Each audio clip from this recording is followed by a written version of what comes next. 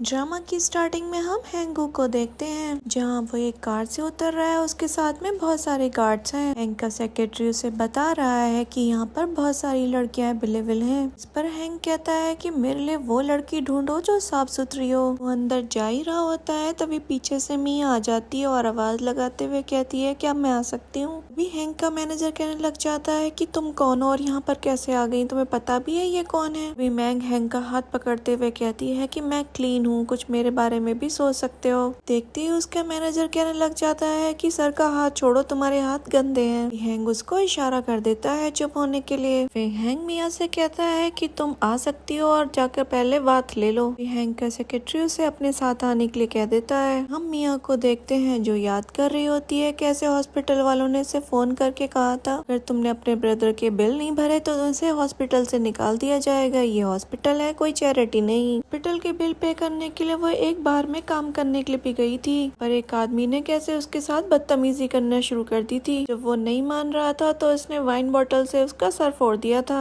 इसी वजह से उसको जॉब से भी निकाल दिया गया था। पैसों के लिए उसे यहाँ पर आना पड़ा। तभी वहाँ पर हैंग आ जाता है। मिया उसके पास जाते हुए थोड़ा हेजिटेट हो रही थी, पर हैंग उससे कहता है अगर तुम्हें कोई प्रॉब्लम है तो तुम जा सकती हो, किसी को भी फोर्स नहीं करता। पैसों की जरूरत को देख मिया उसके साथ इंटीमेट हो जाती है। हम देखते हैं मिया की आँख खुलती है और सामने हैंग बात ले रहा होता है। उसको देखकर उसको अपने स्कूल की मेमोरीज याद आ रही थी। इस सीन से हमें पता चलता है मिया का क्रश हुआ करता था हैंग स्कूल टाइम में। मिया खुद से कह रही थी कि मुझे पूरे 8 साल हो गए, तब से तो मेरे सीक्रेट लव हो।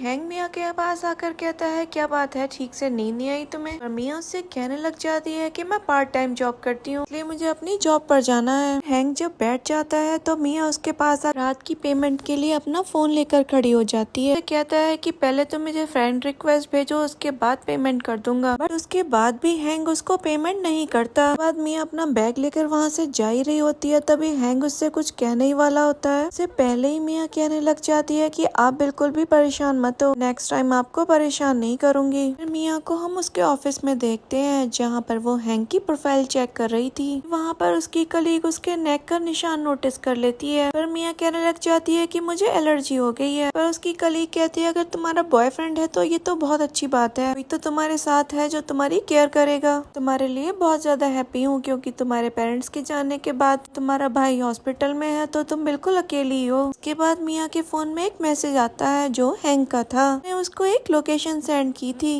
कहते हुए कि तुम्हें यहाँ पर आना है। हाँ, हम देखते हैं मिया जब हैंग के पास पहुँचती है तो उसे अंदर आने के लिए कहता है। यहाँ पर हैंग उसके क्लोज आने लग जाता है तो मिया कहती है कि आपने मुझे लास्ट नाइट के लिए पेमेंट नहीं की तो हमारे बीच में जो डील थी वो कैंसिल हो गई। के बाद मिया फिर कहती है हैंग से मुझे पेमेंट कर दो। हैंग पेमेंट कर देता है। मिया ये कहती हुई चली जाती है कि अब मुझे कुछ करने को नहीं है इसलिए मुझे चलना चाहिए। मिया जा ही रही थी तभी हैंग उससे कहता है कि मैं तुम्हें वार्न कर रहा हूँ कि आगे कभी मुझे दिख मत जाना। तभी मिया भी वहाँ पर ये कहते हुए चली जाती है कि मेरी शक्ल आपको कभी भी देखने को नहीं मिलेगी। इसके बाद मिया हॉस्पिटल कॉल करके बताती है कि उसने अपने ब्रदर के सारे बिल पे करवा दिए हैं, उसके भाई का अच्छे से केयर करना। मीशा अपना फोन चेक करती है तो उसे पता चलता है कि हैंग ने तो उसे बहुत सारी पेमेंट कर रखी है। जब मिया उसको रिटर्न करने की सोचती है तो देखती है हैंग ने तो उसे डिलीट ही कर दिया था। तभी मिया वहाँ पास की मेमोरी में खो गई थी जब उसकी फ्रेंड शीन ने उसको बताया था कि हमारे स्कूल में कल हैंग आने वाला है। उस टाइम पर सारी लड़कियों का क्रश हुआ करता था।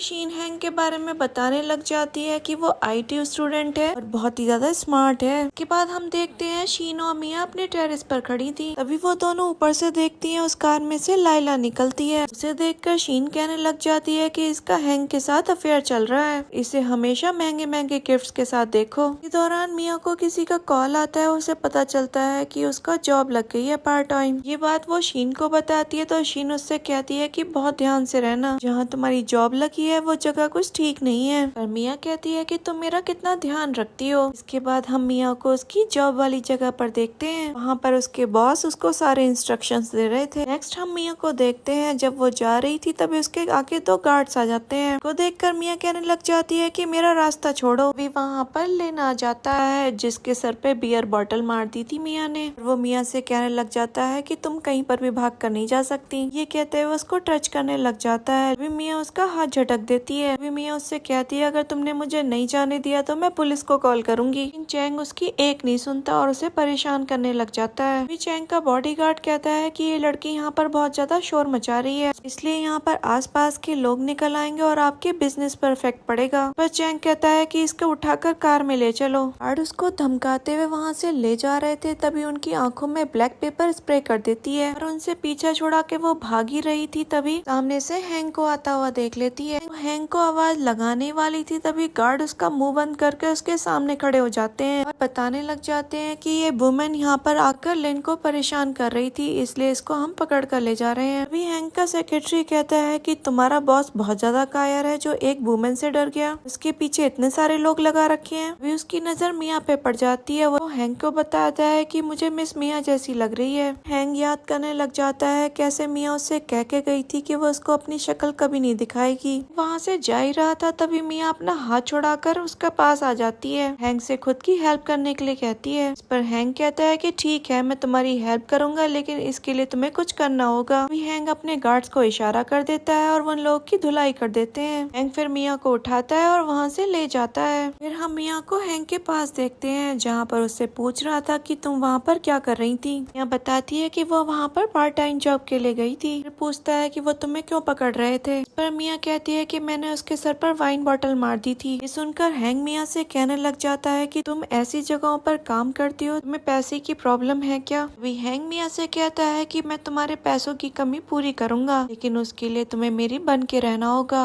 कहते हुए मिया को अपनी तरफ खींचकर अपनी लैब पर बिठा लेता है। अभी मिया हिचकिचाते हुए कहने लग जाती है कि इसकी जरूरत नहीं है, मैं खुद ही अर्न कर लूंगी। हैंक ये कहते हुए कि मैंने तुमसे कहा था कि मुझसे दूर रहना, नहीं तो तुम्हारा हाल बेहाल हो जाएगा। ना कहते ही उसको किस करना शुरू कर देता है। मिया रोकने की बहुत कोशिश कर रही थी लेकिन वो मान नहीं रहा था। उसको छुड़ाने के लिए वो उसके लिप पर बाइट कर लेती है। इस पर हैंक उसे गुस्से में छोड़ते हुए पूछता है क्या तुम्हारी लाइफ में कोई और है। यहाँ कुछ कह ही नहीं पाती है तभी वहाँ पर उसका सेक्रेटरी आ जाता है और वो बताता है कि लिन आया हुआ है, वो तुमसे किसी बारे में बात करना चाहता है। फिर हम हैंक को लिन से बात करता हुआ देखते हैं। यहाँ पर हैंक को बिल्कुल भी इंटरेस्ट नहीं था उससे बात करने में। यहाँ पर लिन हैंक से अपने बिजनेस में शेयर की बात करने के लिए आया था। की बात सुनने के बाद हैंक अपने सेक्रेटरी से कहता है कि इससे बाइंग बिजनेस ले लिया जाए। ये कहता हुआ हैंक तो चला जाता है लेकिन लिन उसके पीछे से आवाज लगाता हुआ रह जाता है। हैंक के सेक्रेटरी से पूछता है कि मिस्टर गू को क्या हुआ है। वो बताता है कि तुमने उसको टच करने की कोशिश की है जिससे तुम्हें नहीं करना चाहिए था। लिन याद करते हुए कहता है कि तुम्हारा मतलब उस लड़की से है, मिस्टर गू की वुमेन है। हम मिया को हैंक के साथ उसकी कार में देखते हैं। यहाँ पर वो गिफ्ट बॉक्स नोटिस करती है।